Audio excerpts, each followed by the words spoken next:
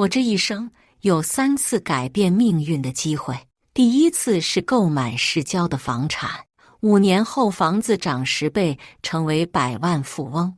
但审查说房子和他只能选一个，我选了他。第二次是中了大奖，奖金高达1个亿，但审查死活不相信这是真的，将兑奖条撕得粉碎。最后一次是被失散多年的首富父亲认回家，从此飞黄腾达，走上人生巅峰。但审查说这个首富肯定是假冒的，来骗我钱的。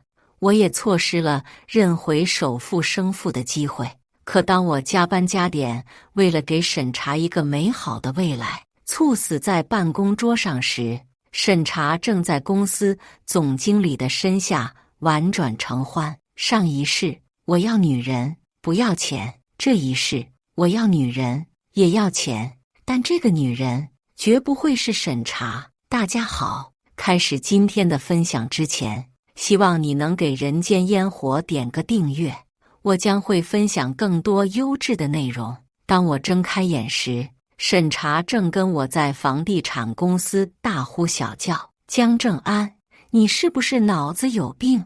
这套房子可是在郊区啊，你买来吃灰吗？好好的市中心你不选，非要选什么郊区啊？售楼小姐见审查一脸怒气，堆起礼貌和善的笑容，细心解释：沈小姐，这套房子现在虽然偏僻，但是以后一定会开发成新的商业区，以后房价一定会翻很多倍的。审查不耐烦地翻了个白眼，鼻孔朝天看着售楼小姐：你有没有良心？给客户推这么差劲的房子，想赚钱想疯了。审查越说越离谱，恨不得指着鼻子骂人家了。我赶忙拉住他的手，不耐烦地道：查查，别闹了，这是人家的工作，你别太离谱。说罢，我礼貌地朝售楼小姐道了歉。售楼小姐叫白银枝，她工作素养极好，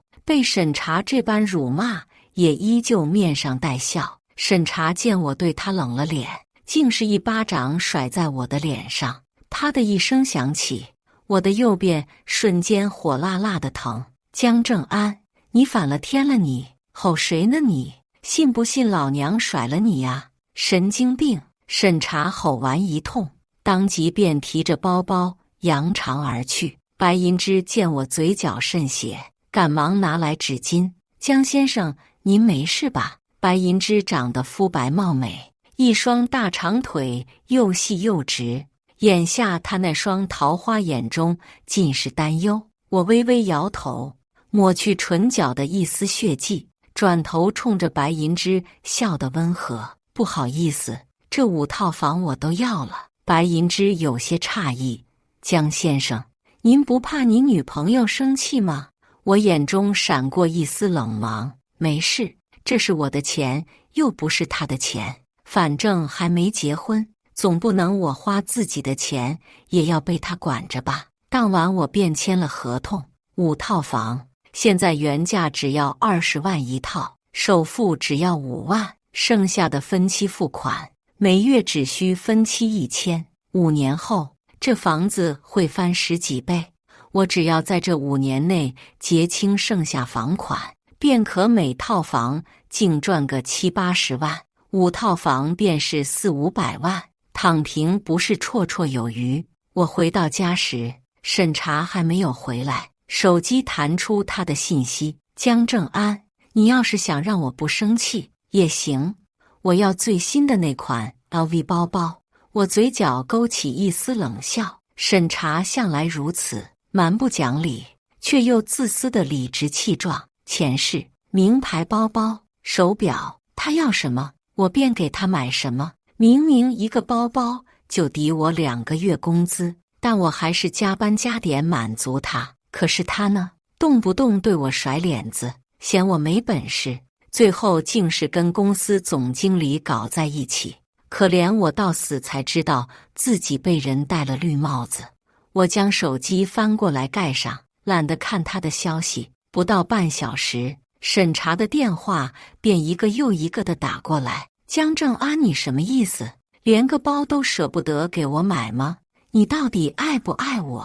我眉头微皱，不紧不慢回答：审查，你一个包就是我2个月工资，你要真的爱我，就不能心疼我？审查静默一瞬，随即又道：少推卸责任，连个包都舍不得给你女朋友买，你还是不是男人啊？我再问你最后一次，买还是不买？他那高高在上的语气让我声音也忍不住冷了下来。审查，我只问你一次，你到底爱不爱我？不买就不买，扯那么多做什么？神经病！审查愤怒地挂掉了电话。我摸着右边微微肿胀的脸，眼中闪过一丝冷意。审查，我给过你机会了，你自己非要找死，那就怨不得我了。审查是被她闺蜜醉醺醺地送回来的，她的身上有一股淡淡的古龙香水味道。如果我没记错的话，公司总经理用的便是这款香水。看来审查早就跟总经理勾搭上了，亏我蠢得要死，被绿了好几年还不自知。我紧紧握住拳头，压制住心中的无限怒火，深深吸了一口气后，我将审查温柔地抱起，从她闺蜜陈玲手中接了过来。辛苦你了，陈玲，还好有你，否则查查醉成这样，我都不知道该上哪去接她。陈玲个子小巧，性格憨厚，她不好意思地挠挠头，没事没事，她是我闺蜜，这都是我应该做的。话音刚落，审查便呕的一声吐了出来，呕吐物直接吐在了我的怀里。陈玲面色大变，我却一脸温柔地擦去审查脸上的污渍，又找来毛巾将她身上擦拭干净，这才不好意思地看着陈玲：不好意思，让你见笑了。现在我要去给查查煮醒酒汤了，下次有空我们请你吃饭吧。陈玲愣了一下，随即缓过神来，忙连连摆手：不用了不用了，我这就走了。不过你对查查可真好啊，查查有你这么温柔体贴的男朋友，简直也太幸运了。我微微一笑，不再多言。陈玲是红着脸出门的，我知道她暗恋我，但碍于审查闺蜜的身份，她从不做出任何越矩之事。也不知审查这个水性杨花、自私自利的女人，怎么会有陈玲这么老实憨厚的闺蜜的。看着沙发上醉醺醺的审查，我掏出手机录了个视频，打出几个字：求问女友喝醉了该如何做醒酒汤。即在线等。不到片刻，便有热心网友开始分享做醒酒汤的方法。我学着教程，认真仔细地给审查熬醒酒汤。当我将做好的醒酒汤细心吹冷了，一勺喂到审查嘴边时，审查一挥手便将醒酒汤打碎。我认认真真将碎片清理干净，重新又煮了一碗醒酒汤。这一次审查再次打翻了，屏幕前的网友们怒了，纷纷指责审查太过任性。我微微一笑，解释道：没事的，她一向如此，我都习惯了。女孩子谁还没有点小性子？网友们纷纷夸赞我大度。当我第3次将醒酒汤煮好、吹凉，一勺一勺喂给审查后，网友们纷纷夸赞我为男友标杆。我羞涩一笑，拿着毛毯盖在审查身上。一个银色的打火机突然滚落在地，我的动作僵住了。我从不抽烟喝酒，这个打火机哪儿来的？网友们炸锅了，纷纷说审查出轨了。我打死也不信，只说一定是审查的女性朋友的。但我还是按照网友们的建议，将那个银色打火机收了起来，关掉摄像头。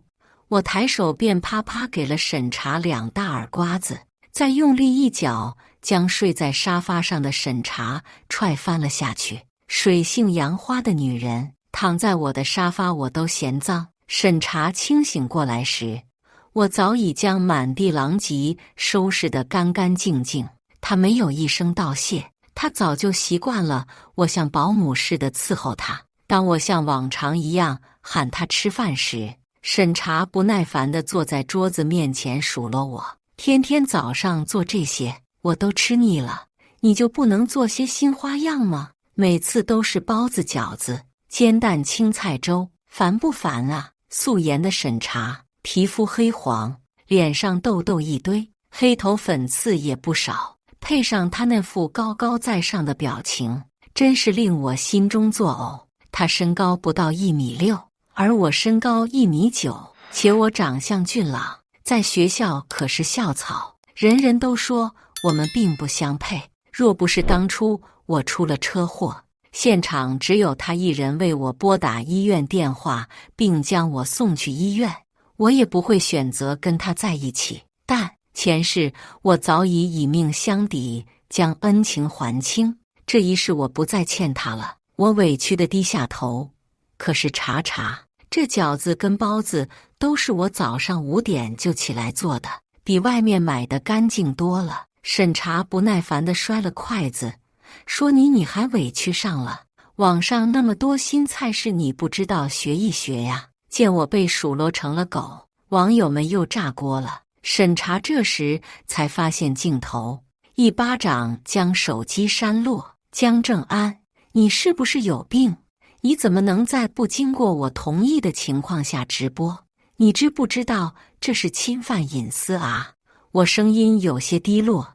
可是查查，你之前不也是没有经过我同意把我的照片、视频发布在网上吗？我给你洗脚，你还说我是你的狗呢。我永远记得，审查将我为他洗脚的视频发布在网上，还配文说我是他养的一条狗。若不是他的陈玲和好闺蜜给我看，我还不知道他在背后是如何说我的。我为他做饭、洗衣、做家务，他说他是高高在上的女王，而我则是卑躬屈膝的保姆。他腰酸背疼了，我为他揉捏，他说我是个生来就伺候人的狗命。他喝醉在酒吧，我接他回家，他说我是个呼之即来挥之即去的狗。审查有些语塞，但还是干巴巴地说，这次就算了，下次可不能不经过我允许直播了。我微微一笑，好啊，那查查把你以前发的视频也删掉好不好？我虽然真的很爱你，可是我也是爸妈的宝贝儿子，要是被我爸妈看到你说我是狗，他们肯定会伤心的。审查见我不像以往对他言听计从，忍不住吼了起来，让你做什么就做什么，怎么话这么多？审查蛮横无理、自私刻薄的形象已经深入了人心，而我不抽烟不喝酒，对女友忠贞、温柔体贴，会做饭还宠女友的形象也越来越好。我没想到白银之也看到了我的视频。白银之开着车带我去市郊看那5套房时，审查又打电话来要我买名贵手表。白银之将暴怒的审查听了个明明白白，开玩笑的打趣：郑先生家有悍妻，要是被他知道买了5套房，可不得把屋顶给掀飞了。我唇角微勾，审查永远也不会知道的，5套房已经初见模型，那巨大的落地窗，将来想必采光甚好。白银之细细为我讲述这以后这里开发后的场景。江先生，您这5套房以后会在商业中心，楼下便是寸土寸金的商场。当然，我现在说这话您可能不信，但是以后您就知道了。我信。我认真点点头。也不知这楼盘老板怎么想的，明知道以后这里房价会翻倍，现在还卖得这么低，那当然是因为缺钱啊。若不是现在因为缺钱，他才不会。白银之说着说着，像是说漏了什么似的，捂住了嘴。白小姐似乎对这楼盘老板很了解呀。白银之赶忙摆摆手，我瞎说的，您别在意。看完房子后，已是夕阳西下了。走到停车的地方时，我这才后知后觉地发现，白银之开的车居然市值千万。一个小小的售楼人员，如何能买得起市值千万的豪车？我心中对白银之起了几分探究。看来这个白银之倒不是普通人。白银之似乎刚拿驾照不久，我们的车刚上路便爆胎了，还一连爆了俩。他刚拿出手机就想打电话，却发现手机没电关机了。他一脸歉意地看向我：“对不住，郑先生，我手机没电了，还是用你电话请求救援吧。”好，我拿出手机，刚刚解锁，屏幕刚被点亮就快速熄灭了下去。很好，我的手机也没电关机了。我与白银之大眼对小眼，你看看我，我看看你，两人脸上皆是无可奈何。没事，我们找充电器吧。我是个干净利落的程序员，出门一部手机走天下，从不带包。我将身上摸了个遍，也没找到充电器，而白银之将包包翻了个遍，又将车里外找了个遍，也没翻到充电器。天色已经变黑，这里前不着村后不着店，是规划好的开发区，路上一辆车一个人影也没有。又因为现在放假，修建房子的工人也不在，我们四周漆黑一片，跟荒郊野岭没什么区别。我与白银之无奈地坐在车后盖，一人拿了瓶水看星星。我不会喝酒，白银之也不会，两瓶矿泉水硬生生被我们喝出了文艺的味道。天黑如墨，晚间渐渐冷了下来，我与白银之只好无奈地钻回了车里。我们也想过步行去找人求救，但这里四周无人烟，根本无法找到人求救。白银之说，这车有 GPS 定位，只要在这里一直等着，他的家人找不到，他一定会通过定位找到他的。我们等到月上中天，也没等到白银之口中的家人。白银之是个心大的种，我一个血气方刚的男人坐在他的身边，他对我没有任何防备，居然还靠在我肩膀上睡着了。我本想推开他，但一想到审查早就绿了我好几年，我便任由白银之靠在我的肩膀。白银之长相清纯又可爱，穿着职业装，还有股妩媚的感觉。看着他那白皙嫩滑的脸，我不禁心中跳了跳。他竟比以前学校校花还长得好看。睡梦中的白银之乖乖巧巧，像只可爱的小白兔。我的眼角不禁泛起暖意。白银之刚睡着没多久，一辆劳斯莱斯便停在了我们车旁。四个一身黑色西装、戴着墨镜的中年男子从车上下来，拉开车门，便将我双手反剪在身后。好你个臭小子，忽然敢对我们大小姐下手，你好大的胆子！扑通一声，我心口挨冷不丁地挨了一脚。我不是，我没有，你们别胡说！我艰难辩解道。白银之揉着惺忪的睡眼，睁开眼睛，一见我被黑衣人摁在地上，赶忙冲过来将我拉起来。他拧着秀眉训斥着那四个黑衣人：“你们怎么回事啊？这是我客户，你们对我客户动手做什么？”原先威风凛凛的四个黑衣人齐齐低下头道歉：“对不起，大小姐，是我们的错，我们再也不犯这么愚蠢的错误了。”白银之小嘴微撇：“你们跟我道歉干嘛？跟他道歉呀！”四个黑衣人又齐刷刷朝着我躬身道歉。我摆摆手原谅了他们。当白银之将我送回家时，已是凌晨2、3点了。审查面色酡红的从一个男人车上下来，被我们撞了个正着。我举起手机，将那男人对着审查又搂又抱、又亲又摸的动作拍了个明明白白。白银之一脸震惊地看着那两人，吃瓜的眼神不要太明显啊！我什么都没看到。我淡定地发了视频，并配文：被绿了怎么办？在线等。急！白银之第一时间给我点了个赞，视频爆火，网友们纷纷要求我捉奸。不急，等我再找些证据。他现在越得意，以后摔下来就会越痛。审查身上多了一个 LV 的包包，是前几天他让我买的那款，我没买。现在这个包是谁买的？一目了然。总经理老婆向来爱拈酸吃醋，为人斤斤计较又霸道。若是让她知道了自己老公给别的女人买了包，她会做什么呢？我与总经理老婆很快便搭上了线，一场针对于审查的直播就要开始了。办公室里，审查一天内被总经理叫去了办公室3次，每一次他都面色绯红的出来，气息微乱，身上带着一股淡淡的古龙水香气。办公室的人个个都用一种同情的眼光看着我。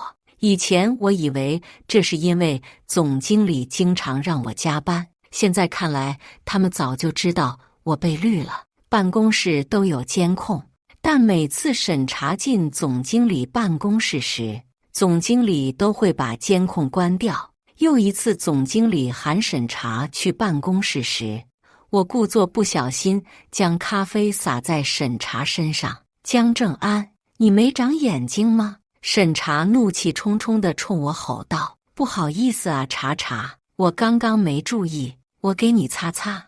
我拿着纸巾作势要帮审查擦拭污渍，没想到审查却一把推开我：滚开，没用的东西。审查扭着腰去了厕所，我整了整衣衫，拿着文件去了总经理办公室。此时总经理已经被陈灵支开，我将文件一放，把监控打开。等总经理跟审查回到办公室时，两人足足待了半小时，审查才气喘吁吁地从办公室出来。我趁人不注意，将那监控视频做进了公司庆功宴开幕式里。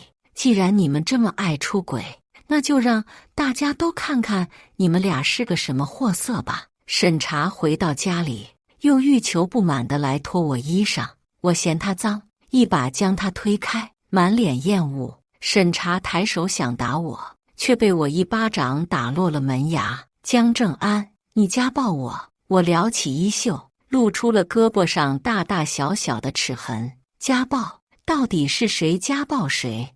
你看你身上有没有一点伤口？你再看看我。审查向来性格暴躁，对我动不动便是辱骂，急了还会对我大打出手。我的胳膊上、腿上全是他发脾气时咬出的齿痕，每一次他都将我咬得鲜血淋漓。日积月累，我身上的伤口只增不减。前是因为他救了我一命，我向来重情重义，无论他怎么做我都让着他，就算是打我骂我，我也生生受着。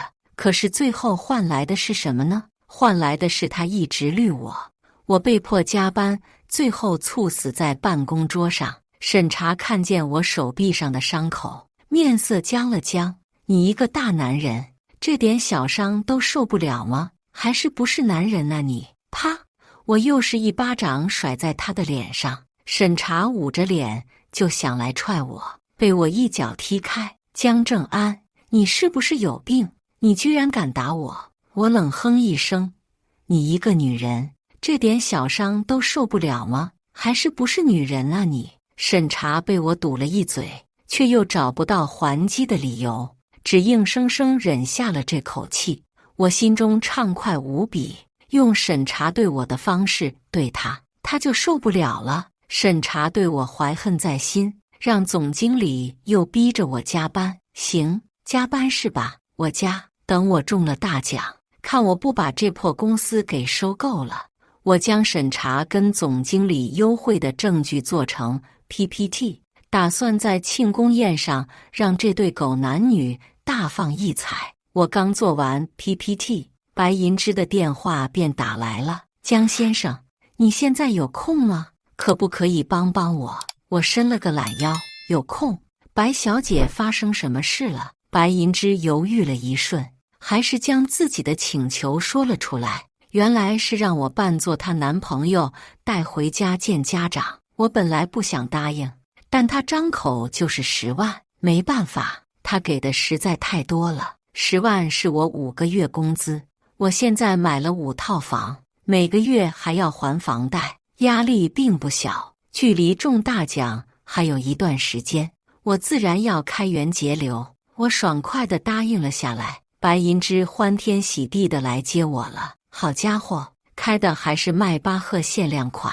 白银之径直带我去了高级西装店，给我买了身灰色西装让我换上，还带我去了理发店做了发型。看着镜子中的自己，我微微有些愣神。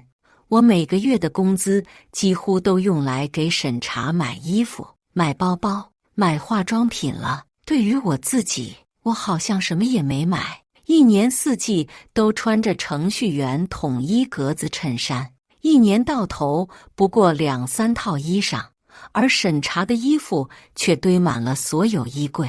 他还觉得不够，天天喊买衣服。所谓人靠衣装，佛靠金装，不是没有道理的。眼前的我一身灰色西装，身材匀称，身形挺直，一张脸修长俊俏，鼻梁挺直，眼眸微眯，竟有种说不出的高冷之气。这还是我吗？白银之看呆了，理发店的人也都看呆了。小姐，您男朋友长得可真好看。理发店的人开始一口一句地夸了起来。我刚想解释什么，白银之已经利落地刷了卡拉。我出了门。我家其实有点小钱，我爷爷最注重门当户对，等会你一定要演得像一点，别让他看出来。他微微挠着头，娇俏又可爱。我点点头，放心吧，我一定演得10成10，你爷爷肯定看不出来的。10分钟后，我们到了白银之家。这就是你说的有点小钱？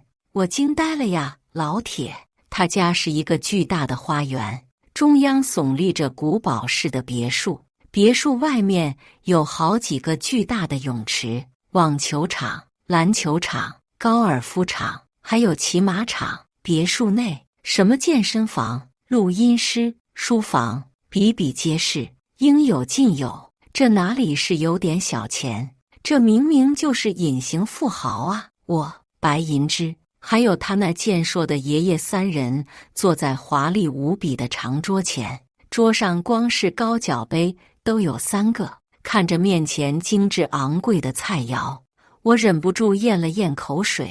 爷爷，这就是我跟你说的男朋友，他叫姜正安，现在是软件开发公司的总裁。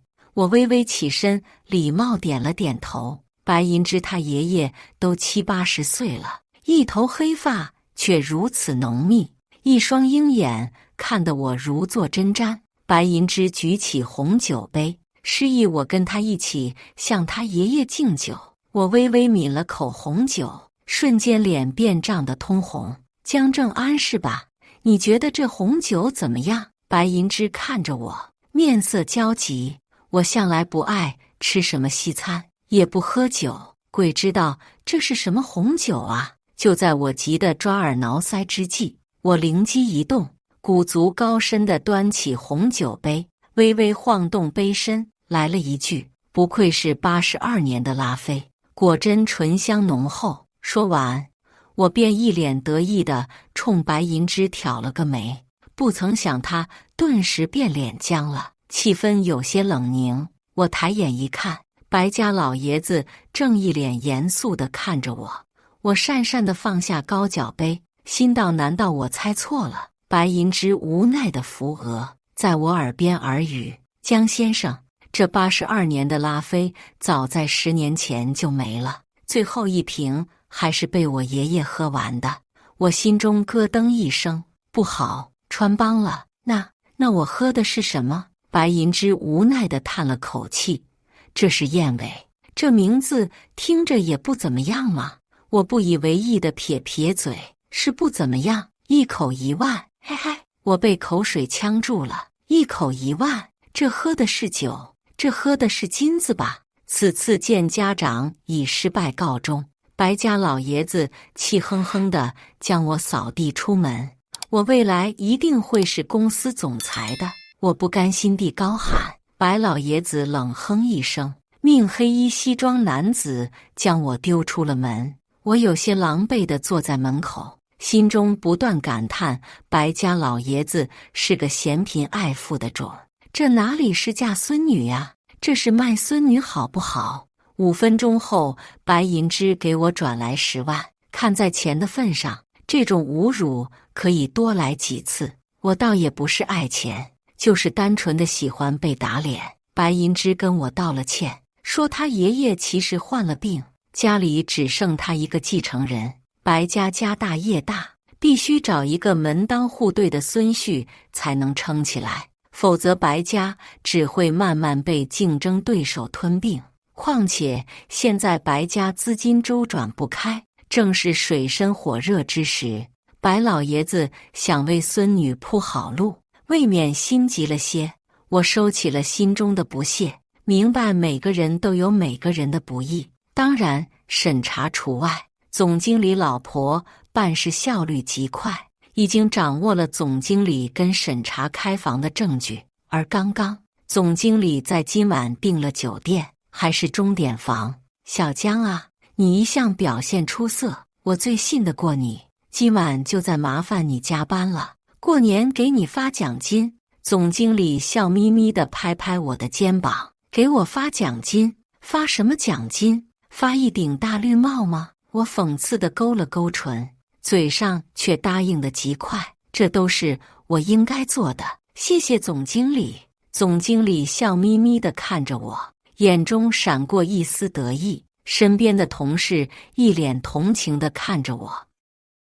总经理前脚刚走，审查后脚便开始收拾东西了。查查，你今晚能不能陪我加班？审查白了我一眼，不耐烦地说，你自己不中用，干嘛拉着我一块陪你加班？接着他将他的水杯递给我，命令道，把我杯子洗了，洗干净点。陈玲见审查对我一气指使，作为好闺蜜她也看不下去了。查查，郑安也是为了你才辛苦加班的，你就陪他一会儿呗。审查对着陈玲的语气缓了缓，玲玲，作为男人，为女人付出是应该的事儿，心疼男人可是会倒霉的。陈玲张大了嘴巴，一脸震惊，看吧，连她的好闺蜜都觉得她说出的话惊为天人。审查却一点也不自知，将水杯匆匆塞给我后，审查补了妆，急急忙忙出了门。我拿着水杯便进了卫生间，黄色的液体在杯中涮了涮，我又拿着自来水冲了冲，这才将审查的水杯放回原位。你恶心我是吧？我也恶心你，礼尚往来，不客气。审查刚离开办公楼，我就接到了总经理老婆打来的电话，好戏要开始了。我打了个电话给白银枝，白小姐有没有空看戏？看什么戏？白银枝的声音透露着浓浓的八卦味道。当然是看捉奸大戏喽！我打开直播，开始现场直播抓奸。不到片刻，我便到了总经理开的酒店。总经理的老婆戴着口罩在楼下等着我，白银枝也早早到了吃瓜现场。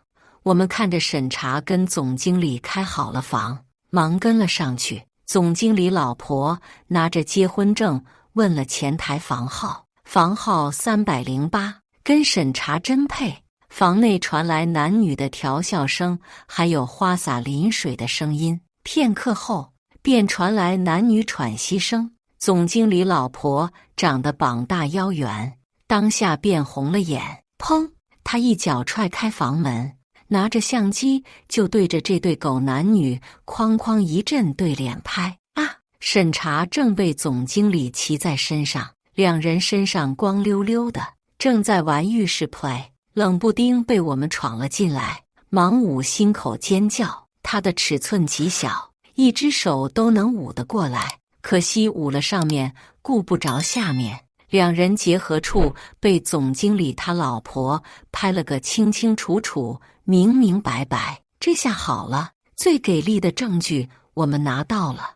你个贱人，居然敢勾引我老公！我打死你这个不要脸的狐狸精！总经理他老婆一把将审查拖在地上，抡圆了胳膊就是一阵捶打。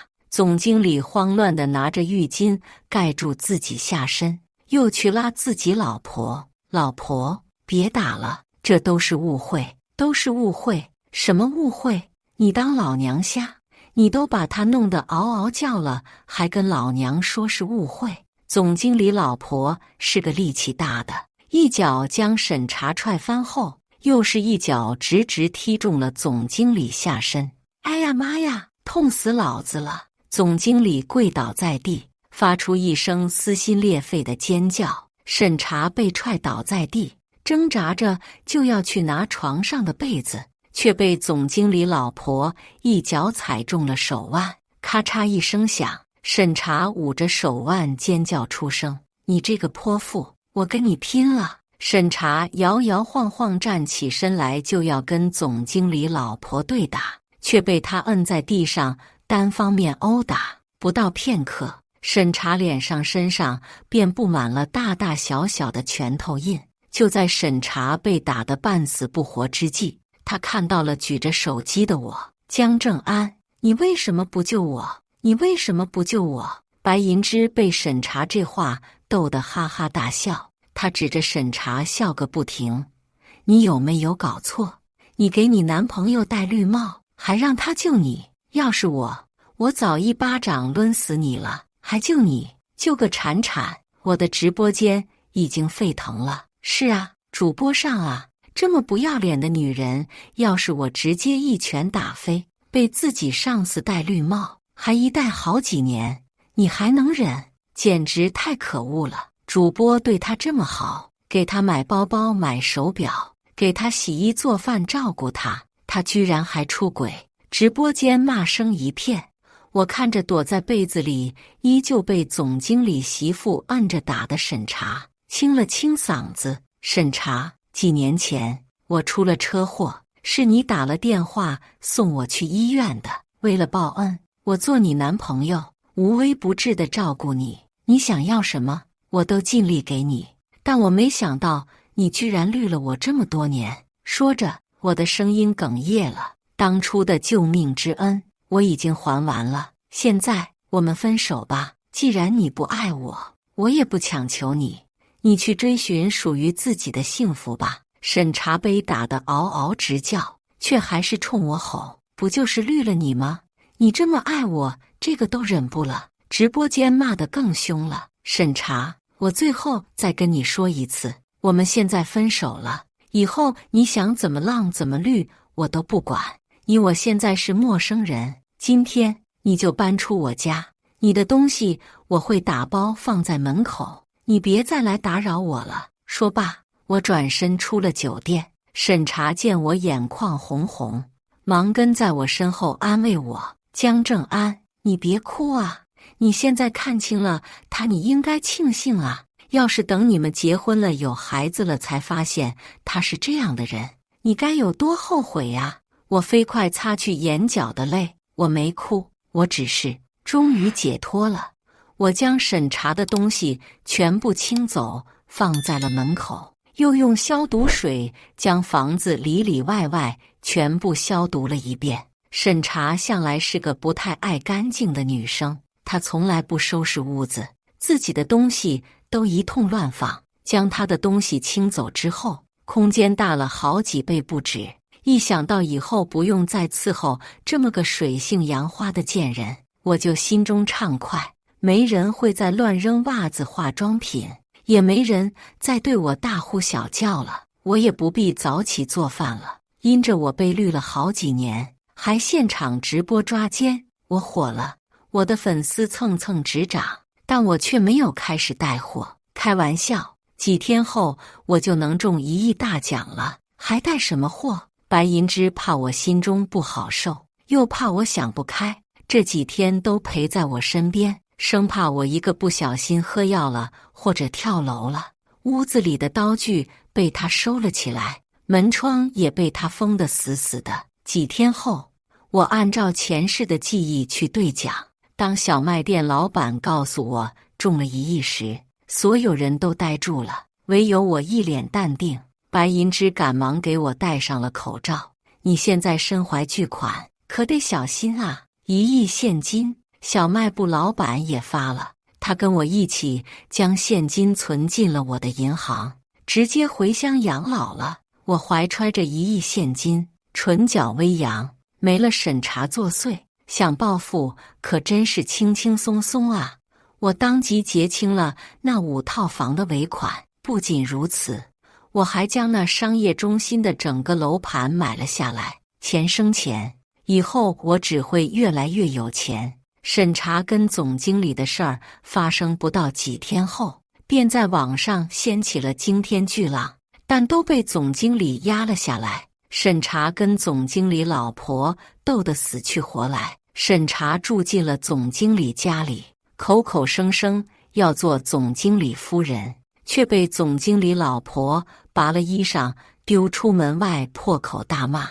庆功宴很快就开始了，公司各大高管都到了场。总经理穿着西装，打着领带，一副正人君子的模样，脸上却是一脸淤青。欢快的音乐声响起，巨大的电子屏幕上开始播放着酒店抓奸那一幕，所有人都被震惊在原地。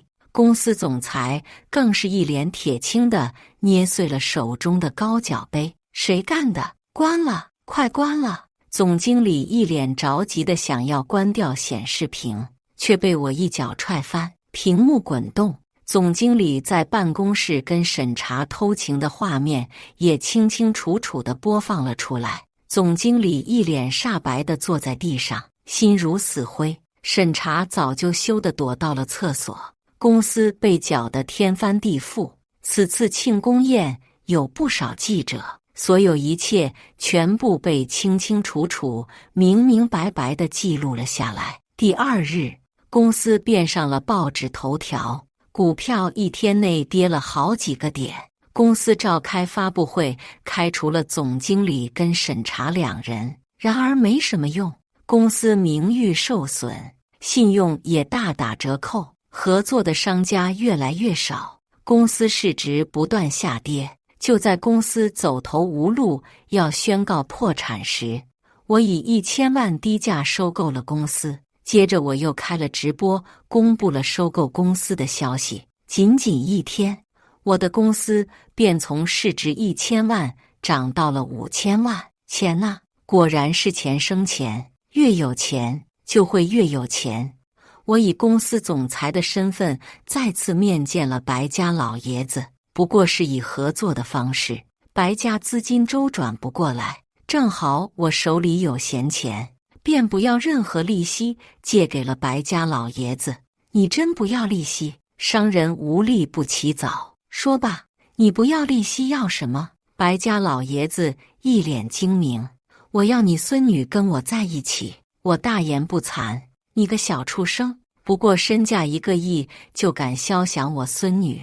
白家老爷子抄起拐杖就要来打我，却被白银之硬生生拉住了。爷爷消消气，大清早亡了，现在讲究你情我愿，我跟安安情投意合，怎么就不能在一起了？你个胳膊肘往外拐的小妮子！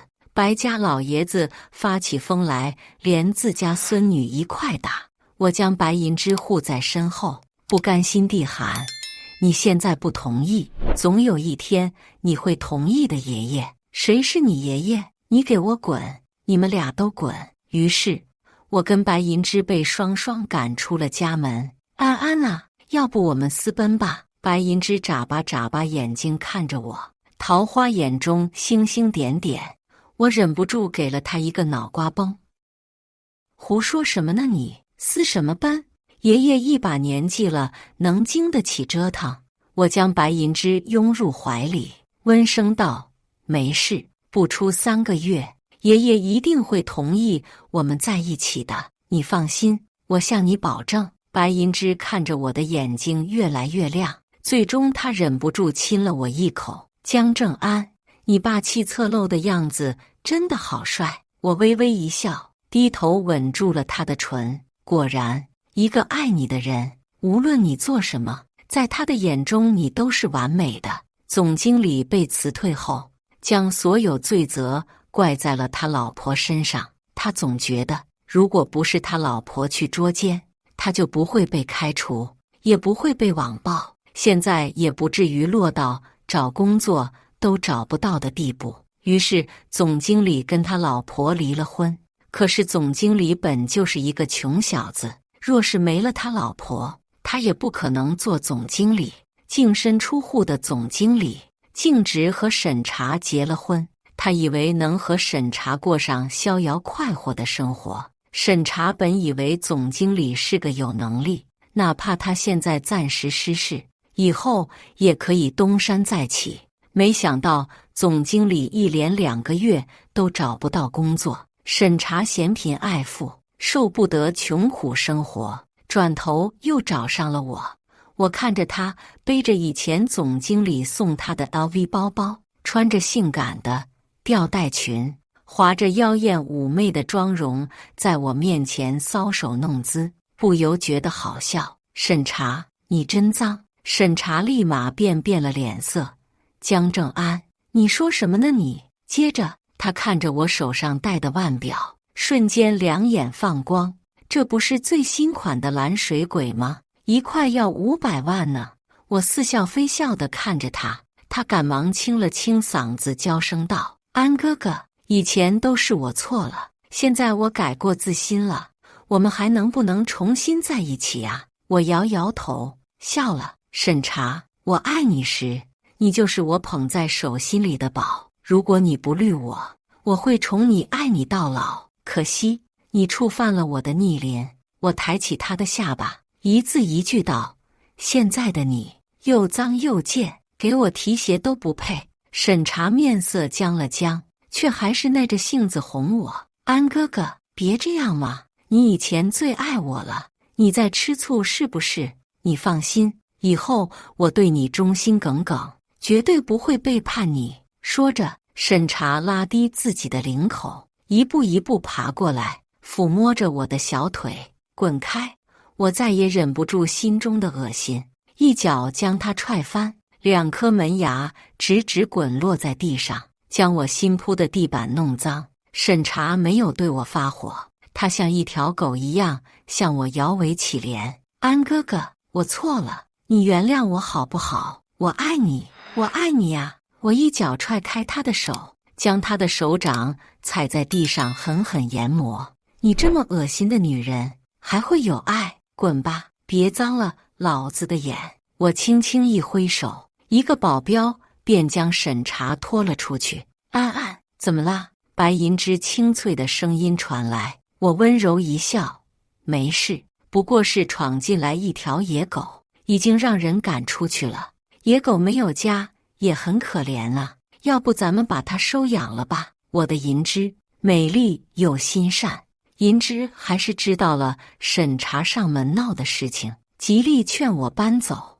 我温柔地亲吻着他的额头，吱吱乖，再等1个月，我们就搬走好吗？银枝一向宽容大方，冲我乖乖地点头。半个月后，一个长相英俊的男人找上了门，声称是我生父。银枝看着我们极为相似的脸，快言快语道：“是不是亲生的？做个亲子鉴定就知道了。”我们很快便做了亲子鉴定，报告显示我就是那男人的亲儿子。男人长相英俊，喜极而泣：“太好了，我江家总算后继有人了。”于是我就这么顺理成章地继承了江家千亿家产。找回生父后，我火速将原本住的那套房子卖了，搬进了江家大宅。好家伙，这江家跟白家还是邻居。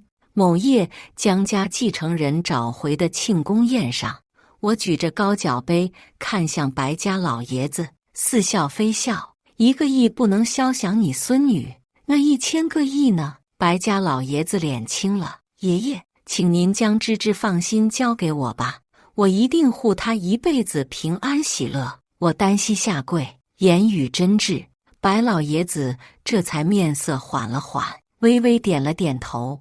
白家继承人要跟江家继承人结婚了。二，我包下了一个新型岛，还有100架直升机，举行我们的盛世婚礼。婚礼那天，宾客如云，粉色的花瓣铺天盖地地降落在岛上。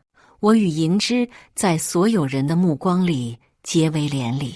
芝芝说：“安安，你是这世上最好的男子，我是这世上最好的女子，我们是天定良缘，天作之合。是的，我的芝芝，这世上只有你一人，足以与我相配。”番外，审查跟总经理锁死了。虽然审查水性杨花，但总经理就喜欢他那年轻的身子。刚开始，审查在外面到处跟男人开房，还知道收敛。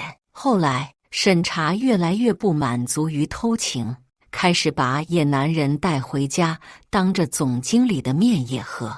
他天天骂总经理没用，动不动就大呼小叫，还大打出手。一次，审查带着男人回屋，总经理与审查大吵一架，失手砍中审查脖颈，审查当场一命呜呼，死在了床上。